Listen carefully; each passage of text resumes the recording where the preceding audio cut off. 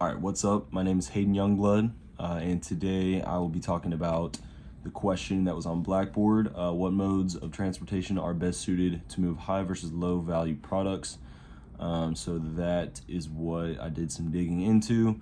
I went back to the slides and referenced back to class for, some of the talking points that I have in here. But I'm just reading some notes off my computer. So in the slides, the modes of transportation are rail, water, motor carrier, pipeline, and air. So since we're looking at high value versus low value, what I found to be the best two for high value products, number one, I have air freight, and then number two, I have motor carrier. So like trucking and that good stuff.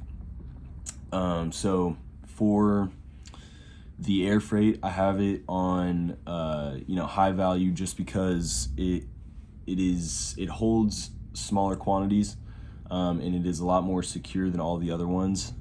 It obviously has its pros and cons. So air freight is the fastest transportation mode. It is ideal for urgent deliveries, or just something that you might need high security for, right? So it is for those really, really high value products, pharmaceuticals,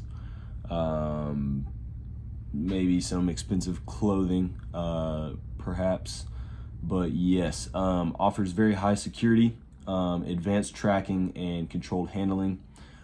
This is the most expensive, I'm pretty sure. Let's just say, I don't know if it's the most expensive. It is expensive, but obviously, again, good for fast and secure transit. So that is air freight. And then let's move on to number two, which is motor carrier. Let's see here, provides door-to-door service and can go diverse routes. With trucking, I would say it's another one with the smaller quantities. That's what it says on the slides. But yeah, when I'm looking at it, I kind of see it as the smaller the quantity, might be a little bit better for those higher value transportations. But yes, it's obviously a lot slower than air freight, but it is definitely more cost effective. It is still more expensive, however, than rail and water, and pipeline too. But it has more flexibility, very secure. It's faster compared to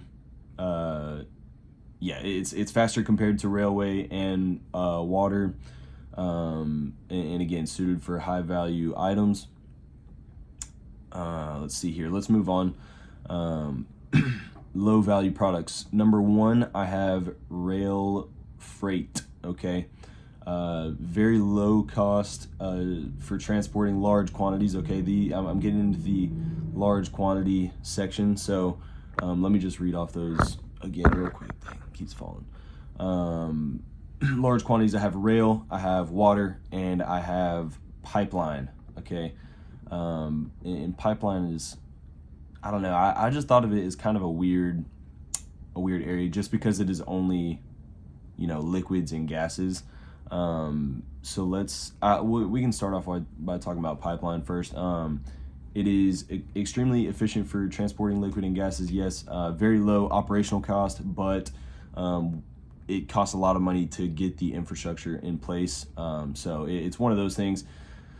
But this is where you would want to, transport natural gases. It is the most environmentally safe, responsible, mode of transportation.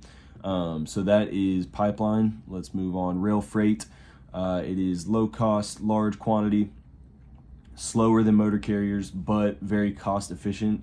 And again, we're looking at large quantities, so lower value is how I kind of see it. But yes, bulk commodities like coal, grain, and other low value goods, right? Moving on to sea freight, water.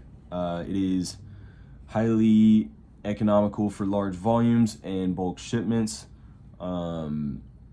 It is great for mass quantities. Again, it is very slow, but it is very cost saving for those low products. Some examples would be raw materials or mass produced goods.